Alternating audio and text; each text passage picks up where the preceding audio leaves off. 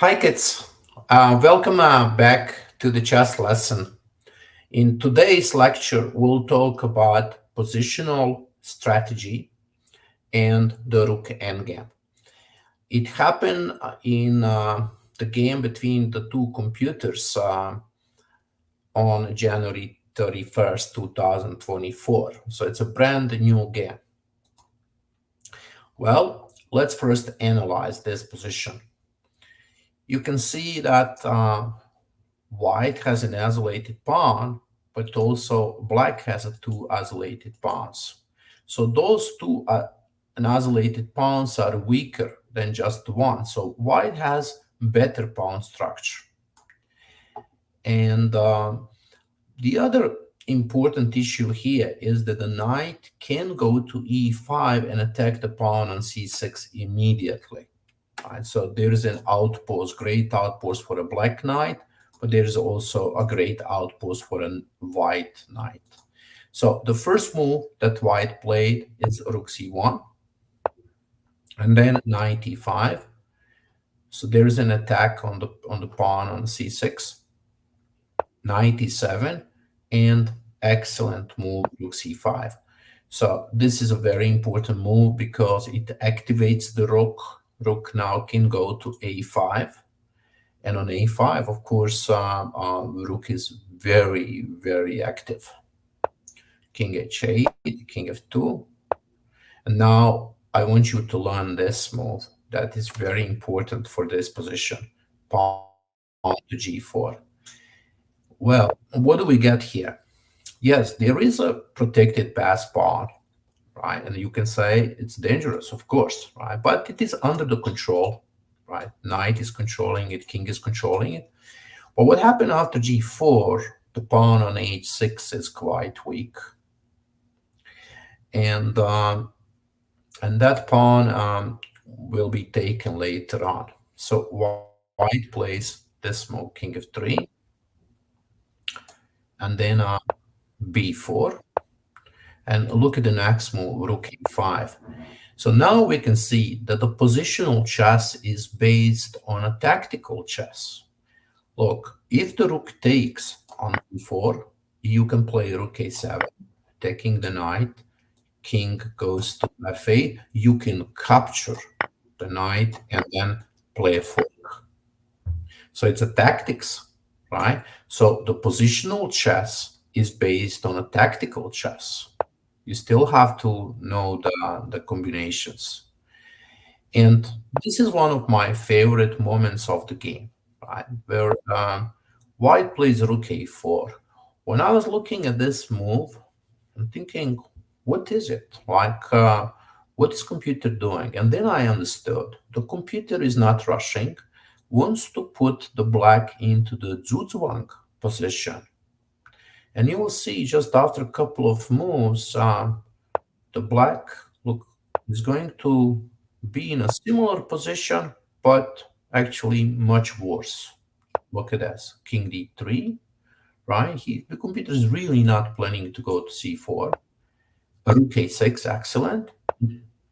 And now computer, look, it's not forcing the game. It's not playing king c5 or king d6 or capturing the pawn here, but king e4.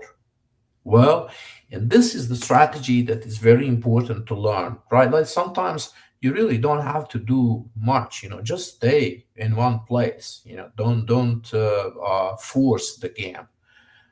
Difficult strategy for children to learn. Rook b7, a4. Again, the same tactics is happening because you cannot take rook b4 because move and then sacrifice the rook for a knight. Here this move, and now we go into the rook endgame. Well, this is a moment when you have to do something. So knight takes, and we'll stop here. Well, what is the choice here? The choice is to capture the pawn. And of course, you could play rook c8 and then come back with rook c7 and take on h7. It is much better to take on h6. Although I would highly recommend you to practice this position as well. Play rook c8 and rook c7 and take on a7 and practice that endgame as well and see if you can win.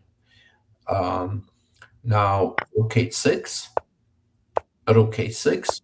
White is a pawn up, but of course it's not easy to win the game because this pawn is protected pawn and it is a very dangerous pawn. But look at the strategy that white is doing. Rook a5, and then offering a trade. Black cannot take. Here again, black cannot take because what you want to do here is to separate those pawns, right? Because f4 is a protected pass pawn, so you want to play a move like h4 and separate that, right? So if pawn takes, you can take, and you are going to end up in a position with electrical pawns, and you know that they are winning. Well, so that's not working. Again, the same, right? White is offering the trade.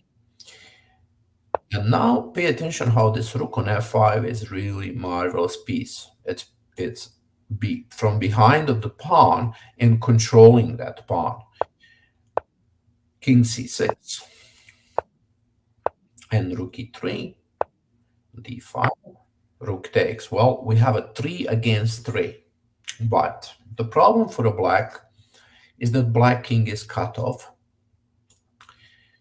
The rook on f5 again in a great position from behind of the pawn. Black doesn't have a time to go to capture the pawn on g4 because this pawn is marching forward. Now black tried to control the d6 pawn, but it's not possible here. d7. So now the black rook really has to stay on the d file to control the pawn. f3, and I love this next move. Look at this one, a5. Well, white is taking the space on the queen side, pushing this pawn closer to the promotion, and actually that's what's going to decide the game on the end, because it's big difference if you capture this pawn on a6 or on a5 later on with the king. And now king is, and here the trade is offered. Well, taking the pawn, the rook is not the best. I mean, no good option here. The queen and the queen, and then there is a move like queen g8, like this way. Then you play rook. You can trade the queen. That's the point, right? Right now, there is no place where the king can move because the queen is going to be traded. And of course, when you trade the queen, then the king is going to go this way to capture the pawn. And that's why that was important, right? When you push the pawn to a5, because your pawn is closer to become a queen. You can play this position on your own if you like it. And then rook c1 again fantastic move, rook c1, and now rook c1 here, and what's happening is that rook goes to f1 and it is about to capture the pawn. Really cool strategy. And now queen, and of course after this check